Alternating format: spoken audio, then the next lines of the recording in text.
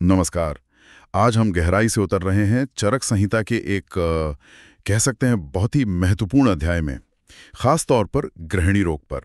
ये क्या है, क्यों होती है, लक्षण क्या हैं और चरक संहिता में इसका इलाज क्या बताया गया है। चलिए शुरू करते हैं।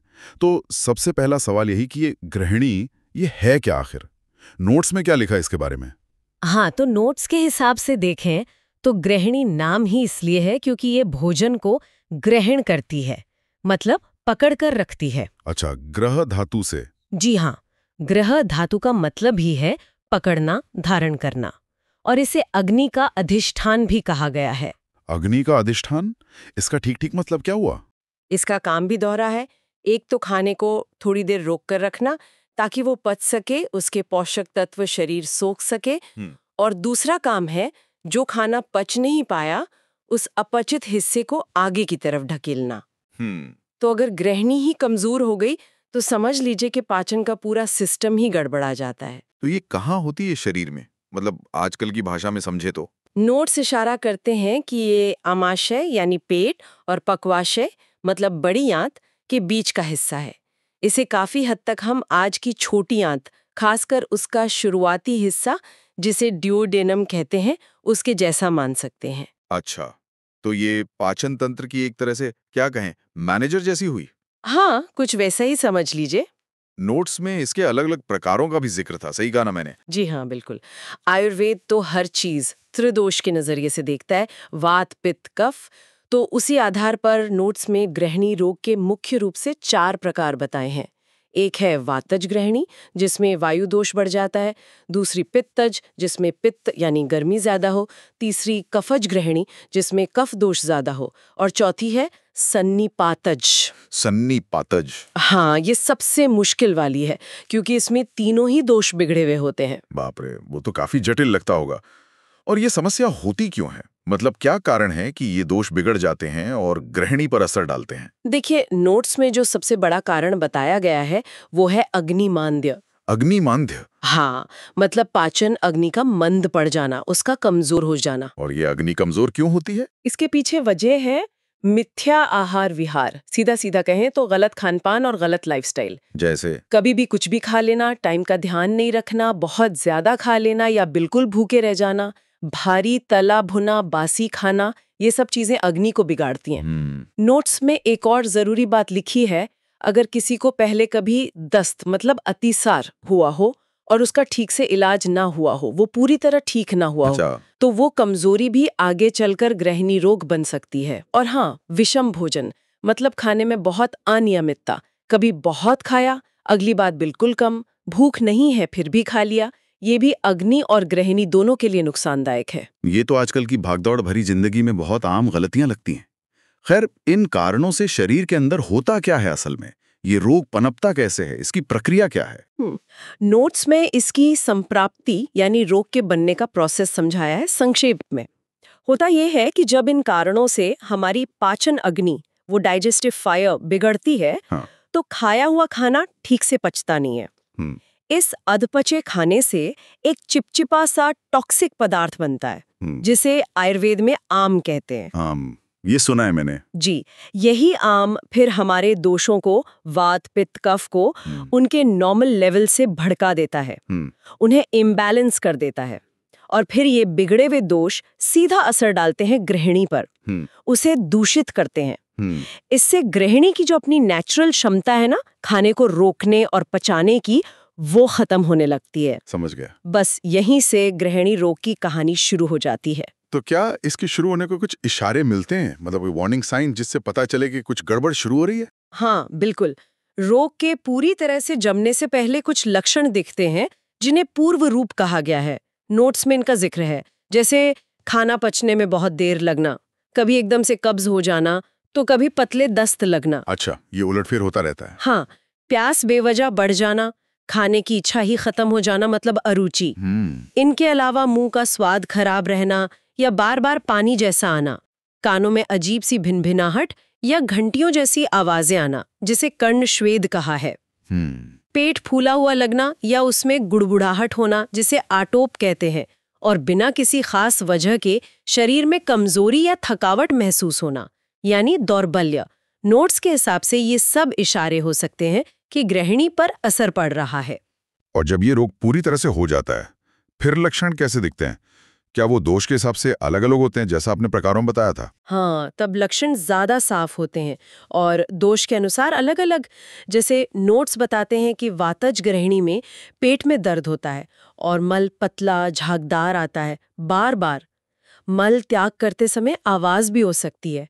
वात का गुण है ना, चंचलता और दर्द। ठीक है। अगर पित्त दोष ज्यादा है तो पित्तज गृहिणी में मल का रंग पीला या कभी-कभी हल्का नीलापन लिए हो सकता है, अधपका सा लगता है, और मल त्याग के समय जलन होती है, प्यास भी बहुत लगती है इसमें। और कफज गृहिणी में मल भारी, चिकना और सफेद जैसा आता है। पाचन इतना धीमा हो जाता है कि पेट हमेशा भारी लगता है और शरीर में सुस्ती छाई रहती है। अच्छा। नोट्स में एक सामान्य लक्षण पर भी जोर दिया है जो लगभग हर तरह की गृहिणी में मिल सकता है, वो है मल की अनिश्चितता। अनिश्चितता मतलब कभी पतला पानी जैसा द्रव, कभी एकदम सख्त बंधा हुआ बद्ध, और अक्सर उसमें आम यानी वो अधपचा अंश या म्यूकस जैसा चिपचिपा पदार्थ मिला होता है।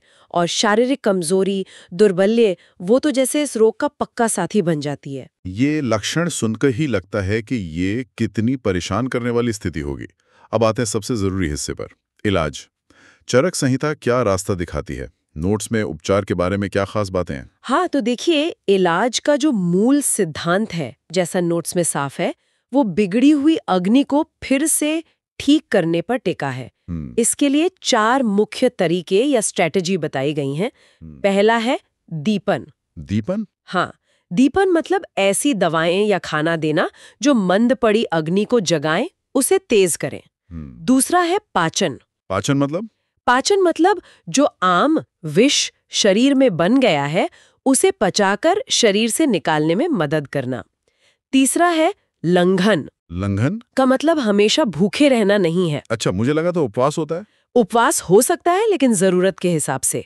या फिर बिल्कुल हल्का, आसानी से पचने वाला खाना देना ताकि पाचन तंत्र पर बोझ न पड़े, उसे खुद को ठीक करने का मौका मिले। और चौथा है ग्राही। ग्राही मतलब ऐसी दवाएं या चीजें जो आंतों में बढ़े हुए फालतू पानी को सोखे और मल को बांधने में मदद करें। समझ गया। तो ये 4 मेन पिलर हैं इलाज के। जी, और नोट्स में एक चीज पर खास तौर पर जोर दिया गया है, वो है तक्र का प्रयोग। तक्र यानी छाछ। हाँ, छाछ या मट्ठा। इसे गृहिणी रोग के मरीजों के लिए लगभग अमृत जैसा बताया गया है। अरे वाह। इसके अलावा कुछ खास दवाइयों के कॉम्बिनेशंस जिन्हें योग कहते हैं, उनका भी जिक्र है, जैसे चित्रकादिवटी, पंचकोल चूर्ण, मरीचादी चूर्ण, हिंगविष्टक चूर्ण और पंचमुलादी घृत। आप देखेंगे कि ये सभी दवाएं मुख्य रूप से दीपन और पाचन का ही काम करती हैं, अग्नि बढ़ाती हैं और आम को पचाती हैं। आपने तक्र यानी छाछ का जिक्र किया। सुनने में ये कितनी साधारण सी चीज लगती है, नोट्स में से इतना महत्व क्यों दिया गया है? ऐसा क्या खास है इसमें? हाँ, ये बात वाकई दिलचस्प है। आयुर्वेद की यही तो खूबी है, वो साधारण चीजों में छिपे असाधारण गुणों को पहचानता है। नोट्स के अनुसार तक्र के गुण देखिए, ये लघु है। लघु मतलब? पचने में बहुत हल्की। ये ग्राही है, मतलब आंतों से फालतू पानी सोखकर दस्त को रोकती है, मल को बांधती है। और ये दीपन भी है, यानी भूख खोलती है और पाचन अग्नि को मजबूत करती है। अच्छा, इतने सारे गुण एक छाछ में? जी हाँ, और सबसे बड़ी बात, ये कफ और वात दोषों को शांत करती है जो गृहिणी रोग में अक्सर बढ़े हुए मिलते हैं। इन्हीं सब वजहों से इसे गृहिणी के इलाज में इतना ऊंचा दर्जा दिया गया है। और बात यहीं खत्म नहीं होती। नोट्स में एक खास आयुर्वेदिक योग तक्रारिष्ट मनाने की विधि भी बताई है। तक्रारिष्ट? अरिष्ट मतलब वो जो फर्मेंट करके बनाते हैं? हाँ बिल्कुल, अरिष्ट एक तरह की दवा है जिसे किण्वन यानी फर्मेंटेशन से तैयार करते हैं। इसे बनाने के लिए 3 मुख्य जड़ी बूटियां बताई हैं। यवानी, जिसे हम आम भाषा में अजवाइन कहते हैं, आमले की यानी आंवला, और हरितकी यानी हरण। इन तीनों को एक एक पल की मात्रा में लेना है। एक पल होता है करीब 48 ग्राम्स। फिर इसमें 3 पल यानी लगभग 144 ग्राम गुड़ मिलाया जाता है। गुड़? अच्छा जी। इस मिश्रण को एक साफ मिट्टी के बर्तन में रखते हैं। बर्तन का मुंह अच्छी तरह बंद करके उसे धान की भूसी के ढेर में कुछ समय के लिए दबा देते हैं। धान की भूसी में? वाह। हाँ, इस प्रोसेस से उसमें नेचुरल फर्मेंटेशन होता है और तकरारिष्ट तैयार हो जाता है।